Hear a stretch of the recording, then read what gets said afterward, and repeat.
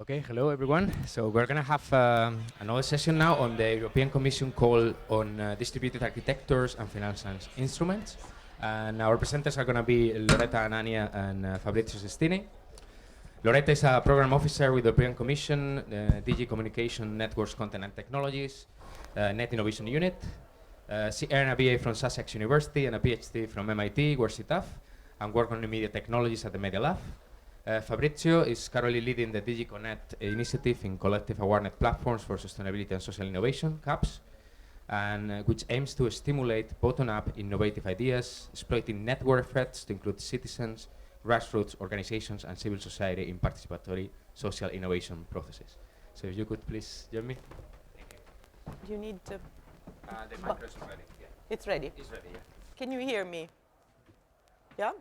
Okay. From a funding agency, people expect to put something forward. So we have 2 or 3 open calls.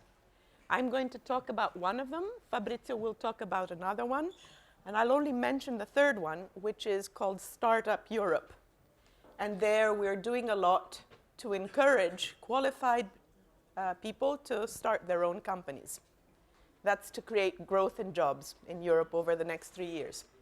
So these 3 plus the Fireware platform, which is an open source platform for, let's say, big industries to collaborate.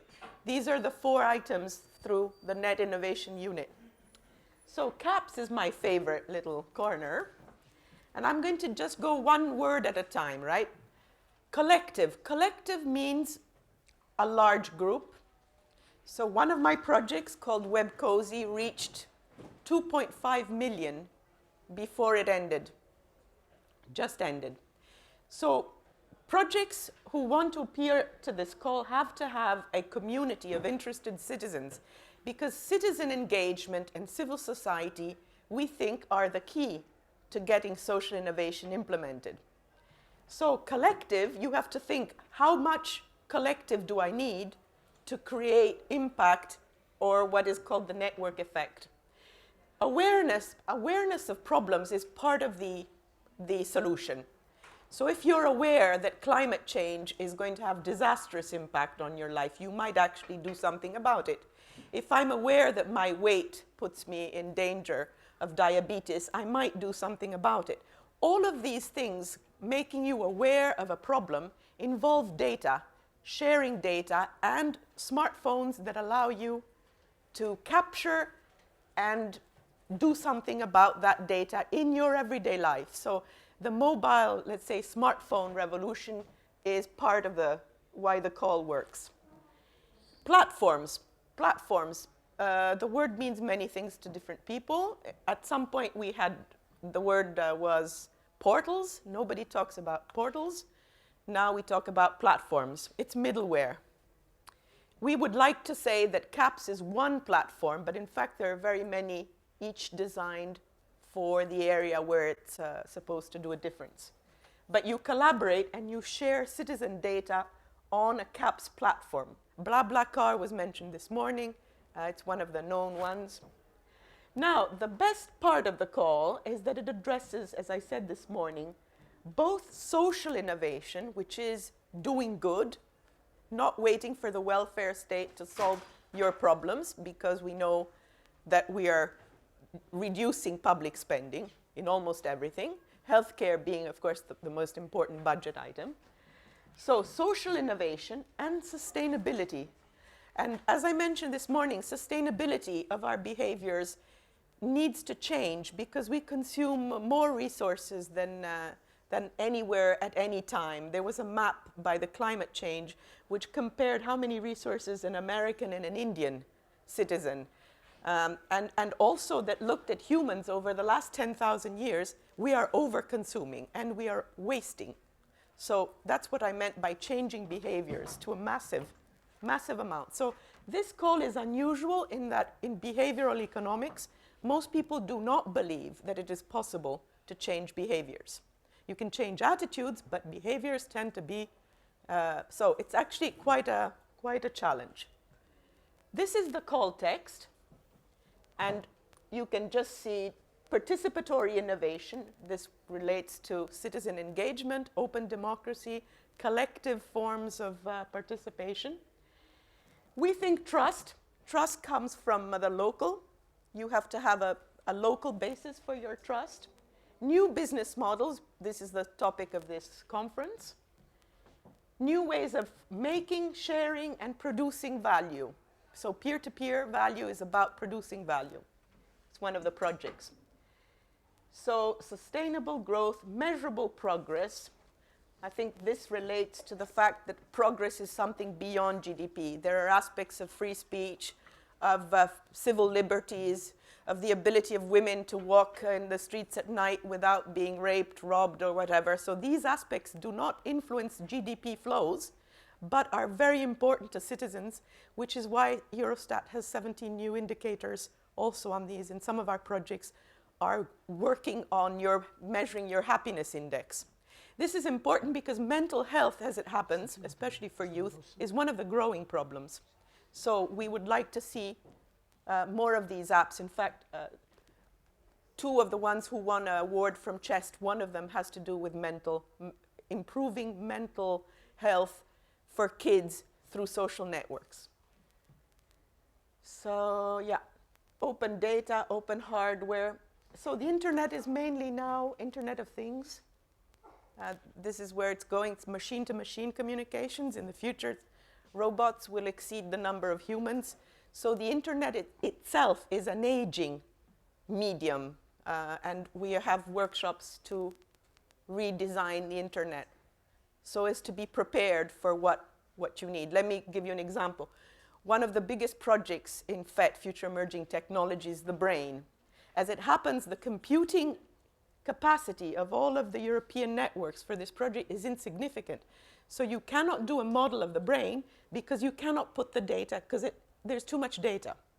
So systems are at capacity, and the internet is also running at capacity, has been for many years, but that's also part of our unit, looking into the future internet design. So the communities, I mentioned network communities. Could digital social innovation achieve development that is sustainable? And can you measure impact? Now we have measurements of impact. It's ridiculous for everybody to design their own measure of impact when other measures exist, so we don't want to reproduce 20 different systems and fragment even further. These are this is the CAPS projects that we illustrated. There's 34 of them. We're going to have the first meeting of all of them in Berlin on the 18th of May, one day before the European Citizen Science Association, which is a very huge conference. But there again, many of the projects, you remember the 6 on monitoring air quality, on monitoring water quality. Now you have the tools for monitoring your environment. So we think that citizen science is a good place to present what our projects can do. Most of them have crowdsourcing and crowdfunding. The problem with that is the reconciling of bottom-up user-generated content, which is statistical pattern, with validated samples that allow you to do prediction. These two don't meet, so there's scientific problems about integrating. Integrating is the wrong word, about reconciling these two visions of your environment. One instant, very quick, big data, a la Google, Facebook, and the other one is, say, Eurostat or sample data, which is linear and has a 20-year time span or whatever. So here we mentioned the circular economy, the collaborative public services, and collaborative maker movements. We have about 5 projects on the maker movement, as was mentioned by Samer this morning.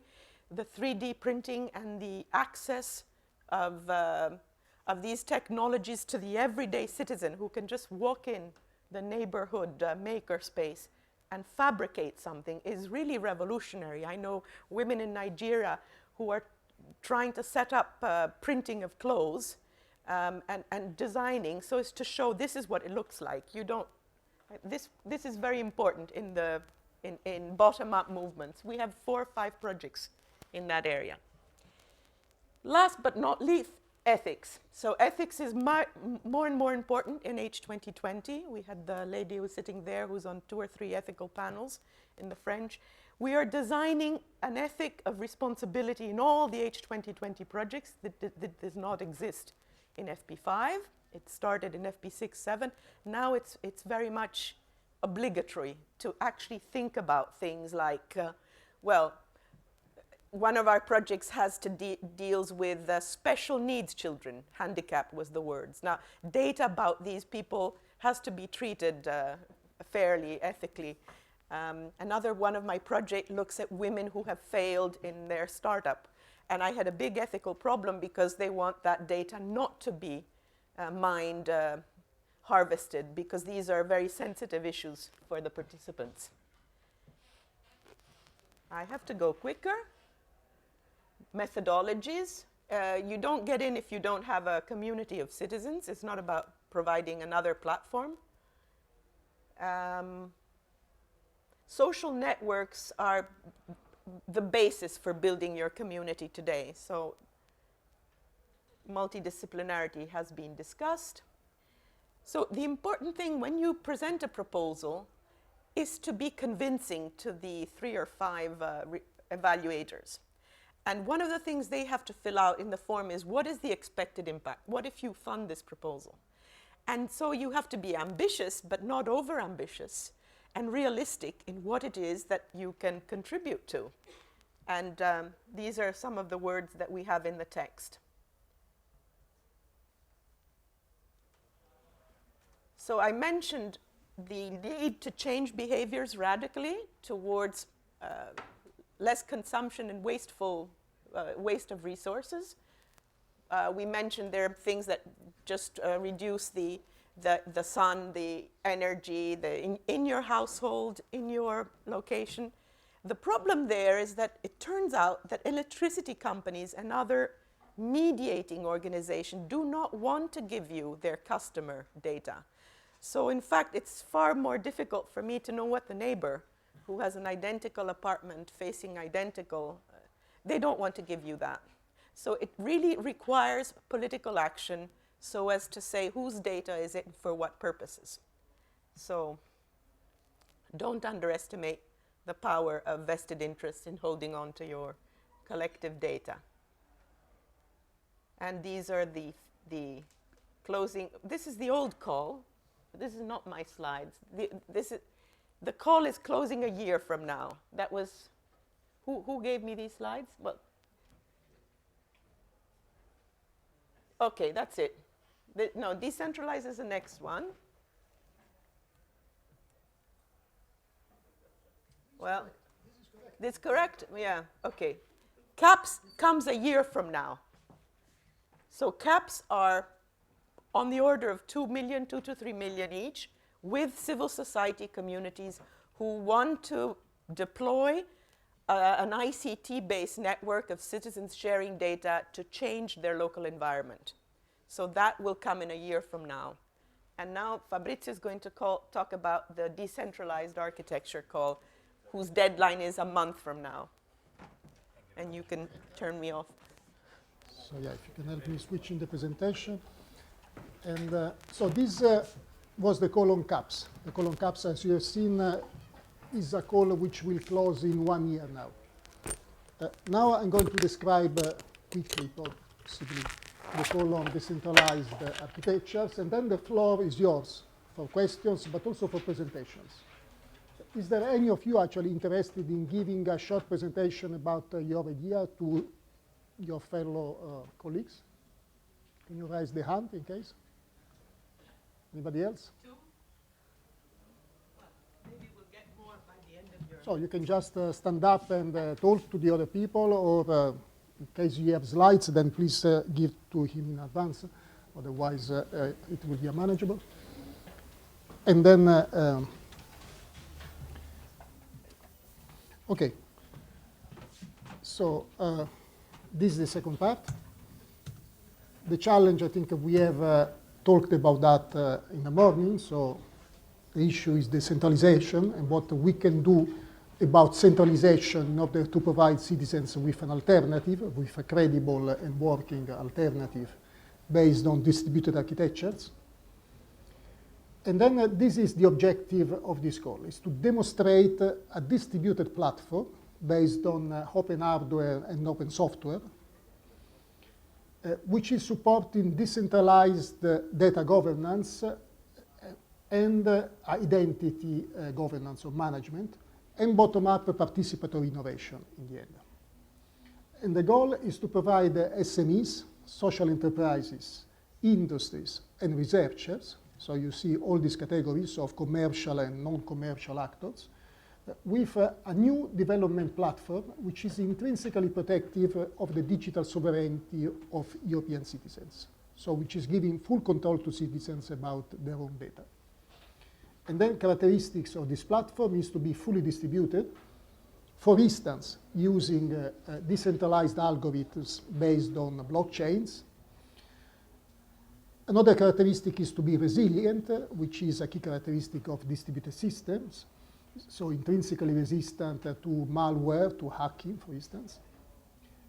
Another is to prevent any possible centralization of data storage or data management, any possible and unwanted centralization of data, because then, as we discussed this morning, one could propose models by which third parties can aggregate data on demand based on explicit consent by the users, and then able to provide a federated identity management, which is also important in the sense that then users can have an identity which is trustable by third parties, but these identities don't have to be managed necessarily in a centralized manner by a unique entity.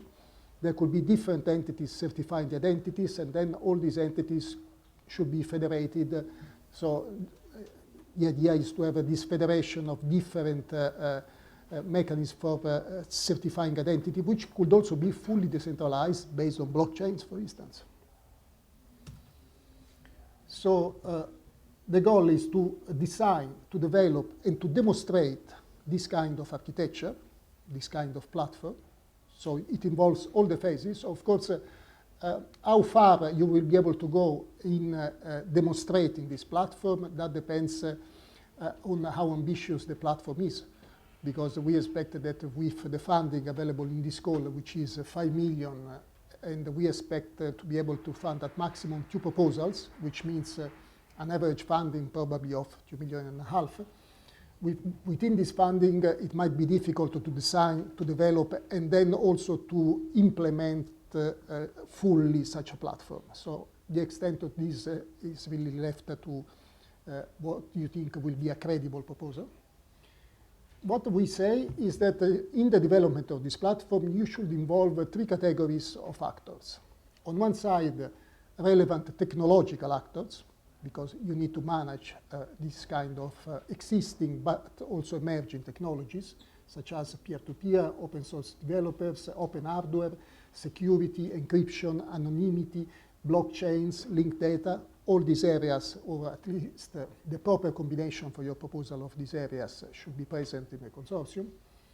Then another category of factors is civil society organizations, representing the societal interests which are at stake in this vision. So citizens' organizations, digital rights advocacies, artists, social scientists, and whatever else you can think of, which is relevant.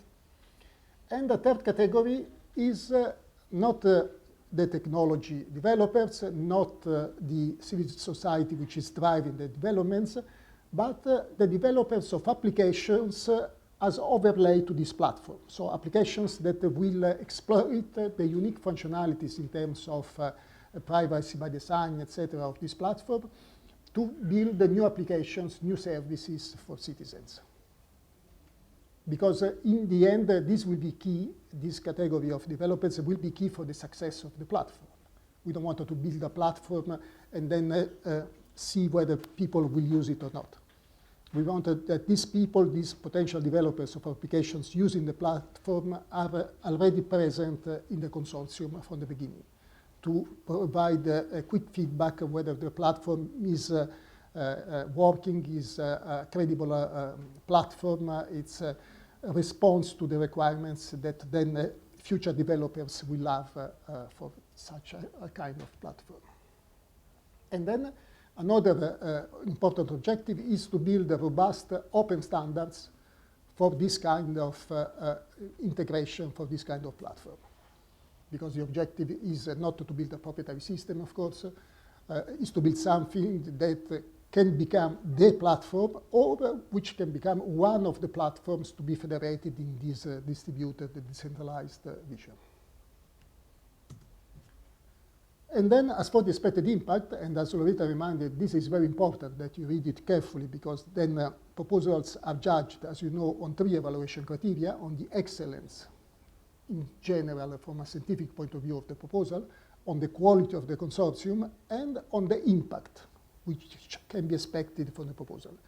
And in assessing the impact of a proposal, the evaluators have to compare what can be understood from the proposal with what was requested in the work program. So, and actually, in this part of the work program, you see that this expected impact is something which deviates perhaps from the average of the expected impact from technological proposals, because we talk about many things which are not technological or not strictly technological. So the first bullet is about demonstrating how this kind of distributed architecture can enable new data services and disruptive economic models, for instance, based on commons, as an alternative to the current centralized data management system. So this is more at the level of value chain, data value chain, which could be supported by this platform. A second bullet is about demonstrating that the data from the citizens can be made available as part of a common distributed and decentralized architecture, allowing new entrants to aggregate data on demand. So this is also an important feature of this platform, that, again, the data is not aggregated centrally by a single entity, but can be aggregated by any new entrant based on specific agreements or standardized agreements, which could be similar to creating common licenses with the individual users. And then any ideas you can come up to demonstrate how this can be done simply and in a way appealing to the users and to the companies providing new services, this is welcome, and this will count in assessing this point. Then the third bullet is about develop an architecture and open standards, allowing citizens to retain full control over their digital identities. So the previous one was about the possibility of aggregating on demand this data. The third one is about how to guarantee to citizens that if they don't want to share their data, nobody will be able to steal their data, to access it without their consent. So this involves probably encryption, but also it involves the possibility for users to move their data from one platform to another one. So solutions, proposals, how to guarantee this portability of profiles between different platforms, which is something that probably will also require some regulatory intervention, in the sense like it was for number portability on the old plain telephone system. And then last bullet is about creating a level playing field for new entrants in order to allow new collaborative applications and services based on emerging participatory innovation models that are intrinsically respectful of privacy and ethics. This is perhaps the most long-term or far-reaching objective, and possibly one which is more difficult, or perhaps in some respects simple to argue upon in the proposal. But here the objective is really to demonstrate that the economic model or the participation model that you envisage in the proposal is something that will conduce to this open innovation ecosystem where third parties can exploit functionalities of the platform and then create new services and new economic models. So if you want, the ultimate objective there, which is not written, is how to create the conditions for a new app store of these kind of applications to emerge. don't take App Store just an example, but this is a paradigm which has been introduced by Apple and then followed by Google some 7, 8 years ago, and which has proven extremely successful because of the participatory aspect. In the sense, it's a paradigm which is, in most cases, closed, based on closed platforms, but which exploits the creativity and participation of citizens, of individual developers, which can be as small as possible. So how to leverage on creativity and ideas from people in this kind of open platform. How to provide motivations for people to write applications, how to provide motivations for citizens to use these applications. And then finally, just the deadlines. Well, the deadline, as you perhaps already know, is in 1 month now. So I will not encourage you to start writing a proposal now. But if some of you is interested in participating in existing consortia which are developing, and you are aware of that, we are not, because we don't provide this kind of matchmaking service. But if you are, then you can think of contributing to existing proposals, or you can think of improving or finally steering your own one. So we are open to questions, please. I have a question concerning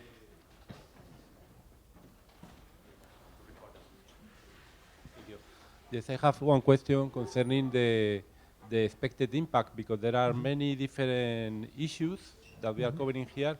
So the idea is mostly to consider a global framework, a kind of global platform where you can integrate all of these things, or at the same time you are also looking for projects that just address some of these issues that could be the bricks for this kind of global framework later on. Well, the call is very ambitious and probably more ambitious than the budget will allow. So it's up to you really to see how many of these issues of the impact you can address at the same time within a single proposal. Ideally, all of them, but it might be impossible. And then just focus on those that you think are more appropriate for the kind of proposal you want to submit. And then, of course, it will be a matter of competition and see which is best, or which is assessed best by the experts. Okay, hi. My question is a little bit about the perception of the two calls in parallel. So we have the CAPS call, which is about awareness. And I see that the use cases there are rather important, and more important maybe than in the ICT 12B call. Absolutely. And which means, from your talk earlier, that the ICT 12B call is something rather generic, on which the CAPS projects actually could build on and collaborate on. Correct. So the use cases in the ICT 12B wouldn't be weighed that much, like in the CAPS call. No, for the there reviewers. are no use cases. We don't talk about use cases in this ICT 12B. I see the two calls, as you say, are quite distinct. The timing also is quite different, so you don't risk confusion. But in this one, this is really to build a platform, a distributed platform to allow future developers then to build applications on that. And we don't request use cases. We request to involve a few developers in the consortium to provide feedback to the other members of the consortium, to test it perhaps at a technical level, but not to provide use cases. And if there is a partner that is a use case, just for a proof of concept, just to say it works in this area, so it can be applied to it's welcome. It is welcome, of course, because it's part of these developers. But it's not. But the main objective here is not to get to the point of use cases, because we have still to design, to develop, and then to demonstrate. It's not going to be reviewed. As I said, the demonstration part might be tricky within the budget that is available. On the other side, the CAPS is for pilots of social and sustainability, etc. applications, which in general we have seen would highly benefit from this kind of privacy-aware environment. So for the time being, they are built on the normal internet, on the centralized internet, if you want. even though here we're not talking about physical level infrastructure. We are talking about decentralization at the level of data governance, which can be built on top of the existing internet. That is not the issue. But as for the caps and the pilots, then they can just be built on what is available, or you can already envisage to exploit some functionalities of this. But until this is available, it's quite difficult to foresee the possible application of this. But on another sense, the CAPS pilots are something driving these developments because they demonstrate the need for a certain kind of architecture which is different from the available one. So the reviewer will just not say, oh, these are bad use cases, or they don't care too much about. No. Hi. Hi. I would like to know, particularly for the CAPS call, in which stage the projects should be to apply for that kind of calls. Because, well, I already applied time ago for fewer calls, and usually it takes a long time to fill all those forms. And so I would like to know in which stages of a startup one should apply to have like more odds, let's say. What do you mean in which stage? I mean, you have a prototype, or you must be selling 100 Ks, or you must be having 10,000 users. That's the kind of thing. You're talking about CAPS or about CAPS. CAPS. So H 2020 is more than 1 billion per year. And the rules for participation are no different from any of these calls. So the rules for participation say that you have to be a legal entity in one of the member states. You have to pay taxes, social security tax of your employer. And one of the things, if you're a very small company who hasn't been long, you don't actually have a flow, a positive cash flow. So these are aspects that mean that the Commission takes a risk. Okay, so sometimes you are better off as subcontractor. But there you lose your IPR. So, but the rules of participation are no simpler for our little call than for the big ones, because we all have the same auditing and participatory rules, and you can read what those are. So if you don't like filling forms, which I also don't. By the way, they're not filling forms, they're on the NEF platform. Then you go to a coordinator who knows what they're doing, so you don't have to fill them 3 times because they were done wrong. So this is one of the problem with CAPS, that I have 13 projects. The coordinator has had an incredible task of filling out forms because the partners don't really know what they're doing. But that's how you would solve the problem. You try to get to people who are reliable because they've had experience of H 2020, which is different from the previous and different from the previous. So if you know, so there are organizations who are in the business of doing many projects. They have 5, say, I take iMinds in Belgium. So they have something like 10 projects. So they have one financial officer who knows all of them. So they don't have to hire a person every 2 years to learn our rules. So that simplifies access. Does this answer your question?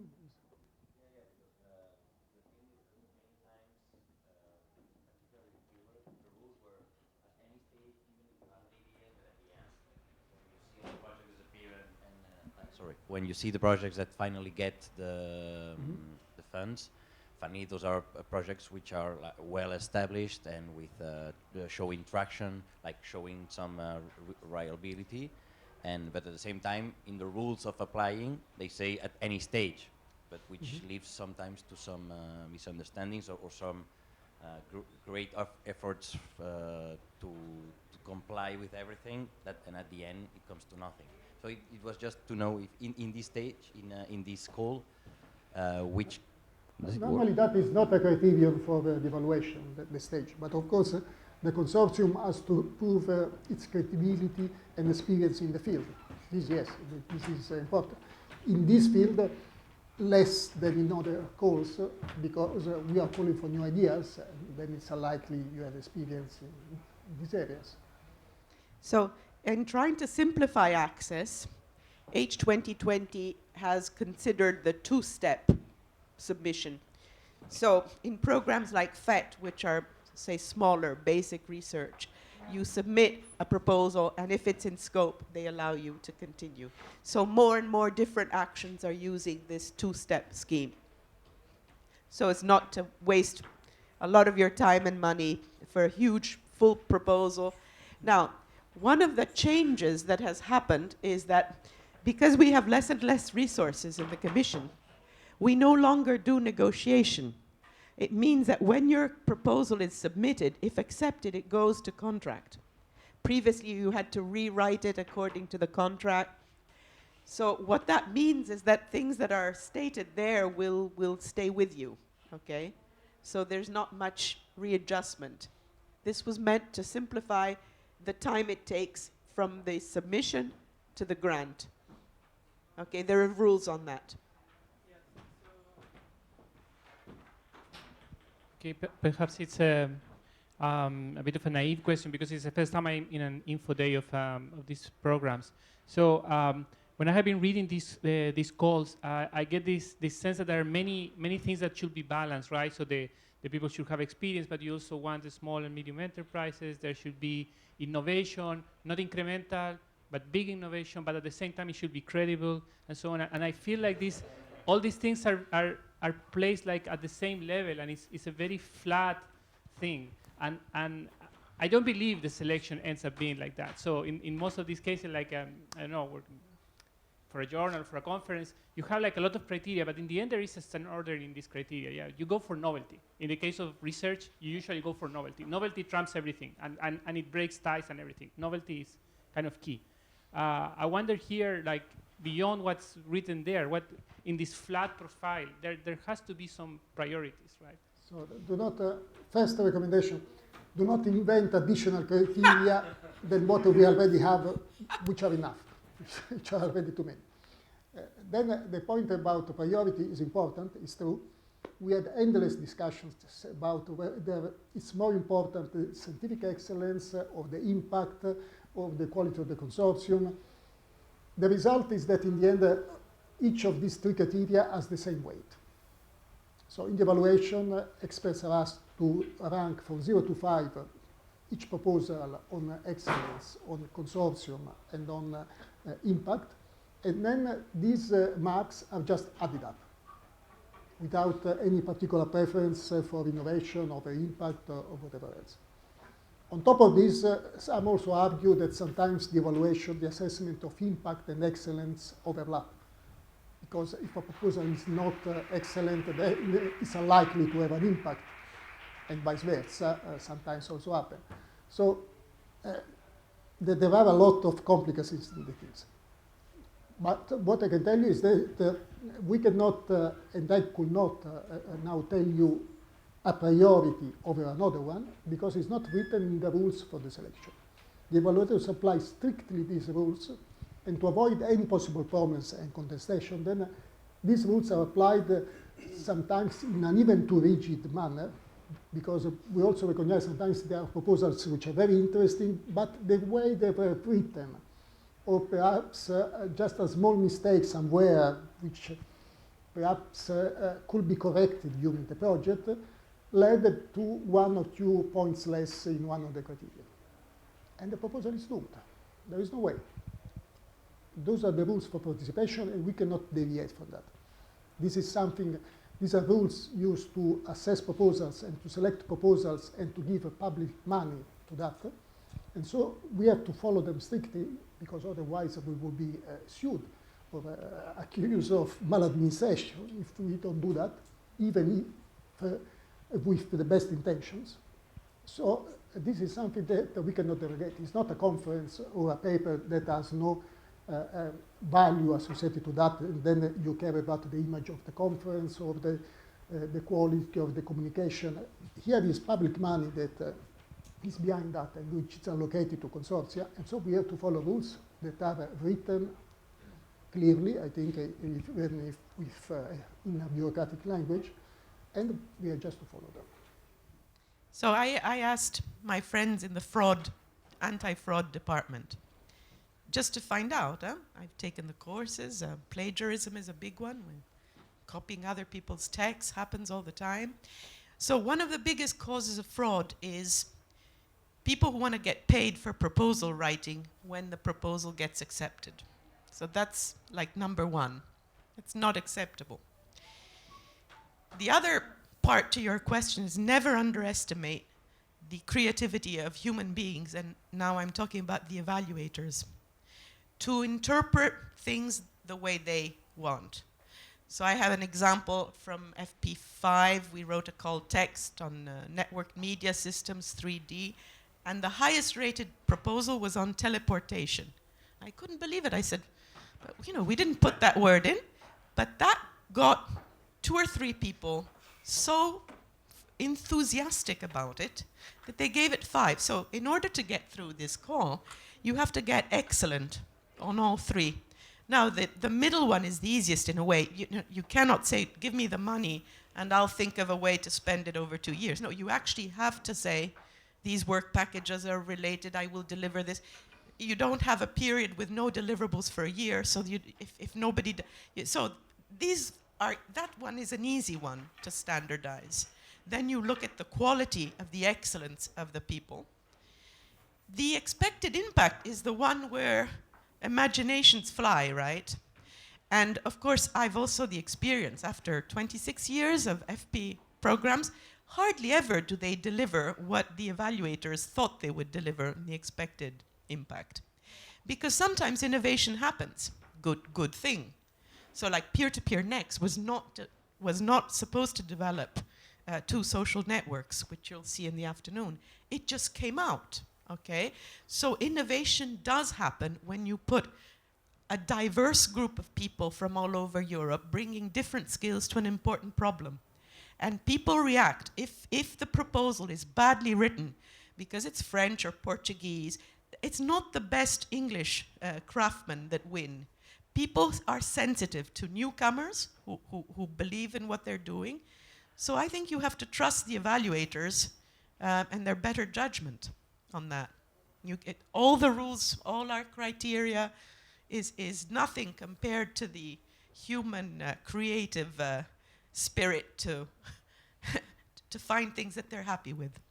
What we can do to ease your task is just to recommend evaluators, as we have done and we will do for this call, to try to be as open as possible to new entrants, in the sense not to penalize proposals just for the way they are written, or perhaps the language used, or this kind of cosmetic aspects which are just related to inexperience of proposals.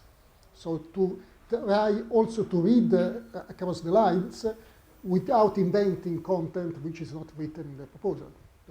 So there are a number of requirements. They are all at the same level, but the real requirements are not that many.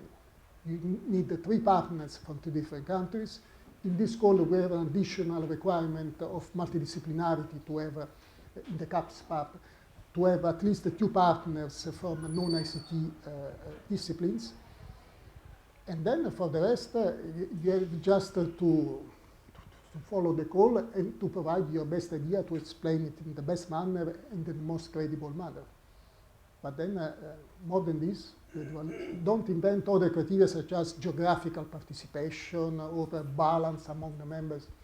This is just common sense. Of course, if you submit a proposal where one partner has 95% of the budget and the other 2 have 2%, that is not credible. That is just trying to skip to the rules and to make a fool of us. And then, of course, evaluators will be wary of that. But that is just common sense. Don't invent rules that are not written. Many people do, unfortunately.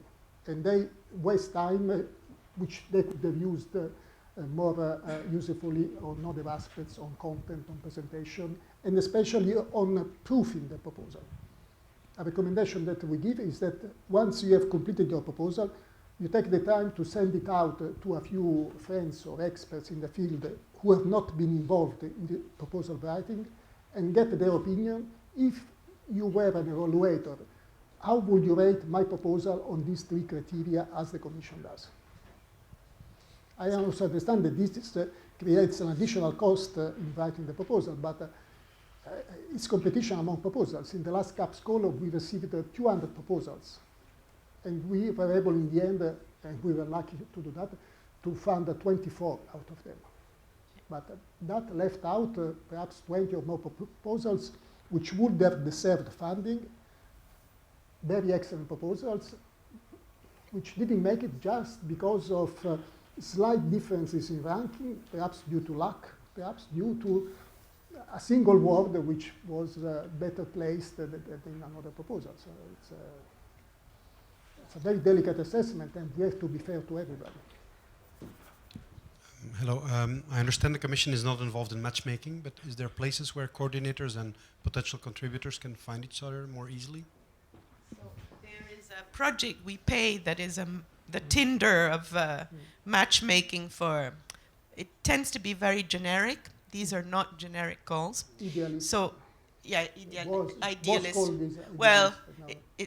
yeah, you can look it up on Cordis. There is it's mainly from the R&D, but what they know is they know what is already happening, okay? Sometimes for you it's difficult to see what 3 other projects exist. That part is usually called state of the art, showing that you're familiar with what has already been done and advancing beyond that because you do the point about novelty was raised. It's also true that this kind of services normally do not work because people don't want to present their good ideas. There you normally find only the bad ideas. So it's people who want to say, I have 10 staff working on this, and I want this to be everywhere. Which is against the... Yeah, so people get turned off when they see like 10 proposals by one organization, because then they... So the answer is no. Yeah, the answer is the info day. This is an info day. Yeah. So there's people I know who will be presenting. And one of the things that adds value to your proposal, and that's what I call the European added value. So some things could easily be done by one institute in 1 or 2 countries or bilaterally, where other things really require a diffuse European approach. And those are the better ones. The ones that are not already copying what exists in a national program. Vice versa, if you get extra funding from own resources, you know, in other words, communities. Some communities are extremely wealthy and they're willing to be added on. And that gives much more value. Okay? But you can find some indications about potential partners on our website, if you Google collective awareness, sorry to use the word Google. But there you find details about all the projects which are running, all these 36 projects, including the consortium composition. And also you find the website of the study on digital social innovation, because the main deliverable of this study was making a dynamic mapping of all the companies in Europe interested doing some kind of digital social innovation activity. There are more than 1,000 companies listed there. It's an interactive map that you can link place by place. And there perhaps, these activities are listed by category as well. And then you can find some help to identify initiatives which correspond to your interest. And then it's up to you to contact them to check interest in participating and things like this. You need to be able to work with these people. So just assembling 5 of the best with prima donnas in every single one is not really a working formula. Usually you have 2 or 3 organizations who are already working together. You add 1 or 2 more because it's very difficult to kick out non-performing partners. And I've seen that in many projects, that they want to kick them out and it's really difficult once the contract has been launched. I'm speaking H 2020 in general. I have 26 years of experience, so I've seen a lot of projects. What were you saying there again?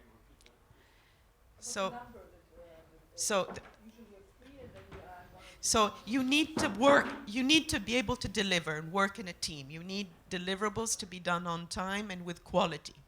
If they don't have quality at the end of the year, the reviewers will reject them, and you'll be out of pocket.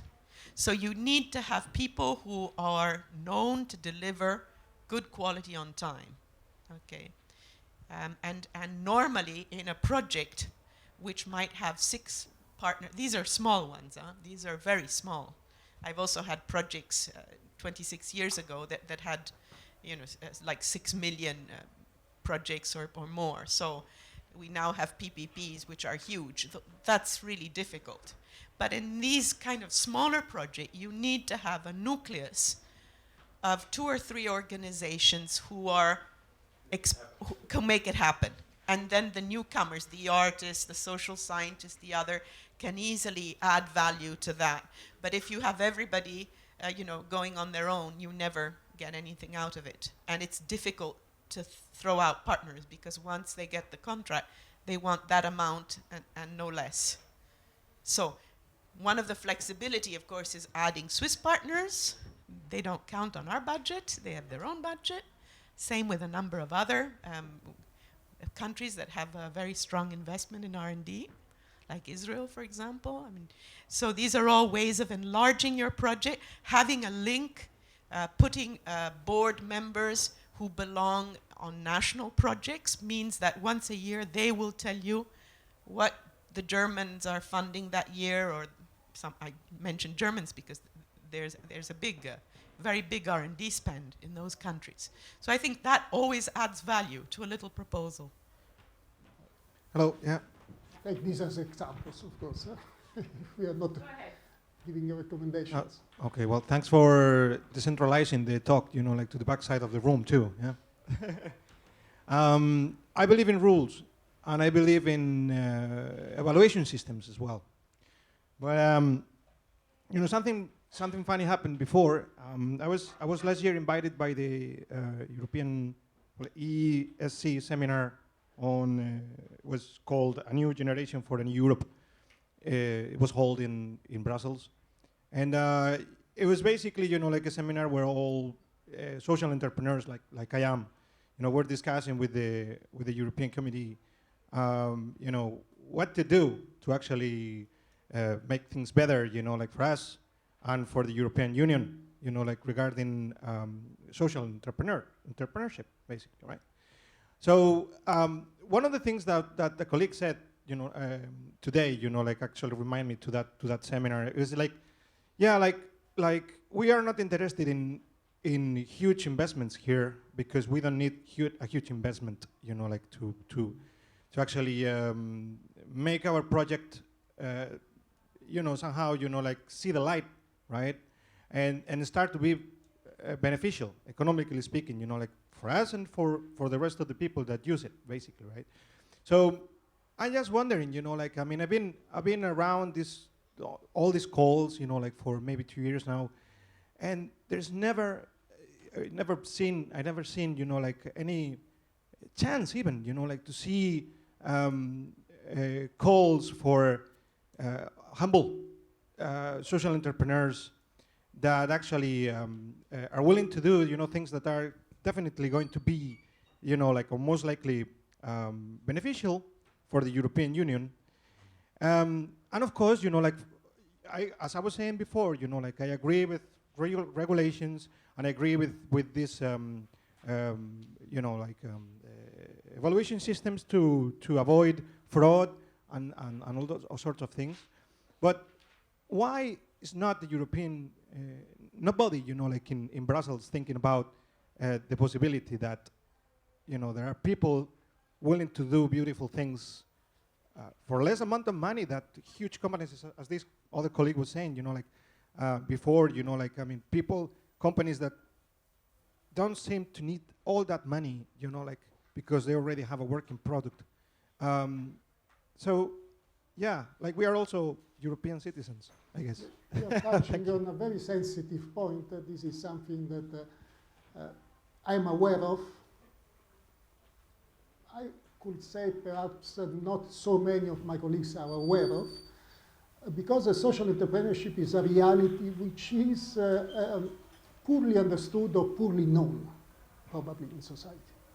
I regret to say that, but at least in certain parts of society, there is not enough awareness of the value of the existence of social entrepreneurs.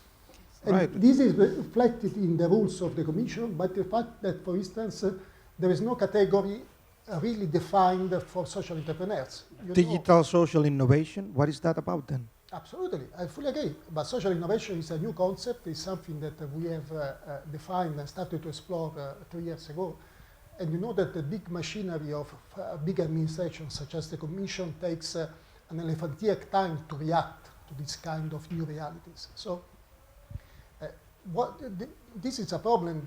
It's something that I've raised, and insofar with no success, how to create a category for social entrepreneurs, which could have, because for the moment we have categories, industries, SMEs, academia, other, but then other are non-profit organizations, but yet this doesn't fit social entrepreneurs.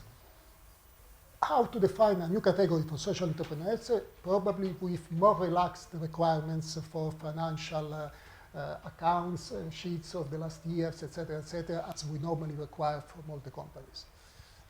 This is unfortunately an unanswered question.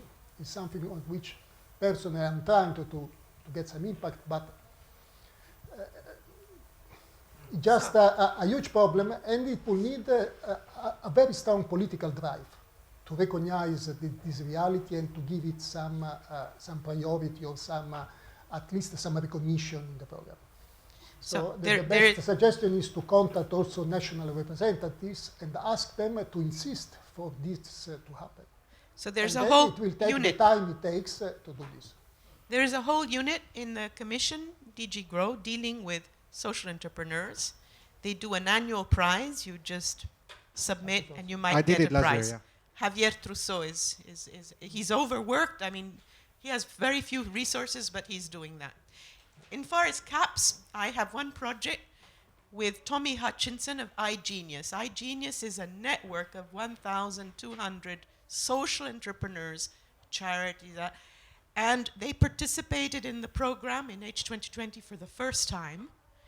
And the coordinator told me it was difficult because, you know, they couldn't fill out the forms, so she had to do everything for them. But he said they learn very fast.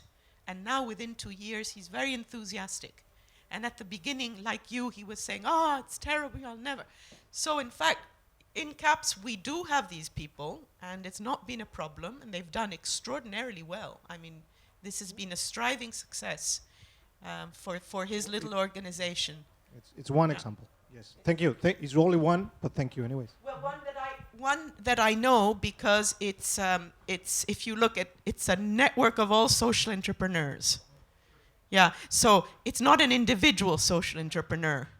It's a group that provides services to all social entrepreneurs so that when the project does something, they just show up at the meeting and leave. They don't have to, or, you know, they're repaid for travel, but they have no form filling whatsoever.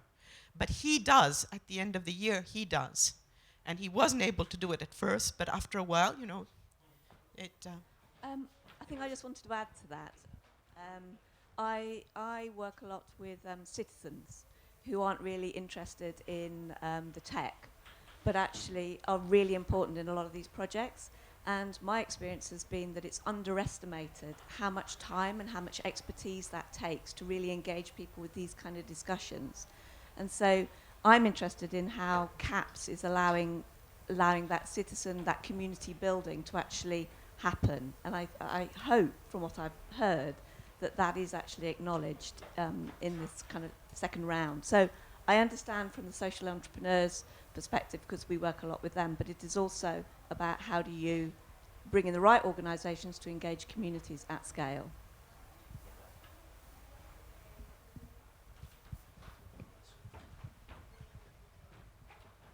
So there's an interesting overlap between ICT 12B and the CAPS, right? Because when ICT 12B starts getting the funding, that's when CAPS a few months later you put in the call. So clearly we want to build a platform. We'd want to build a platform in this ICT 12B that would use CAPS.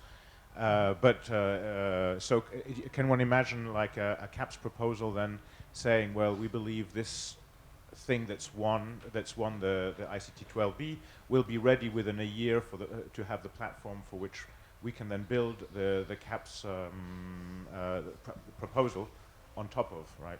It's possible. It's possible. It has to be credible for the evaluators at the time of the evaluation of CAPS. So that implies that the project you're talking about in the proposal have started by the time the evaluators start to assess the CAPS proposal. And then, yes, it's possible. But there is no particular preference for this kind of proposal. In the sense that it's not written in the text of the call, so it's not a preferential element. Exactly. But it's something possible. I would not. If I were presenting a proposal, I would not use the keywords from the years before call, because that's an easy way for evaluator to say, oh, that's not in scope. So I would reinvent the wheel based on what is written here to have better chances. Now, you can always, if the proposal gets funded, which is very difficult in this very small call, then you can always use the use cases or community building in a separate. And the other projects have some leftover money, because nobody spends it. Since we don't negotiate, we don't cut things anymore. So they tend to have a lot of wasted money, resources at the end. So they're very happy to link onto another project. This happens in many cases. They have the communities. You have the new architecture or the design. There's a good match, as you said, but I wouldn't start by because the first criteria, you want to be directly centered on that call. And besides being in scope or not, but in terms of risk management, if you build a proposal upon the potential success of another proposal, that puts a lot of if in your proposal, and then it's better if you provide also a contingency plan. In case that proposal is not successful, then I will be able to implement my platform, my pilot on existing yeah, no, I was imagining that some company does ICT 12B. If it actually fulfills the criteria, it's going to be amazing. Yeah. And then they would be starting next year in January, and then you could imagine people for the next CAPS proposal saying, they are going to build this thing. We're going to get funding in a year, in 2018. We want to build on this platform that they're building so that we can then...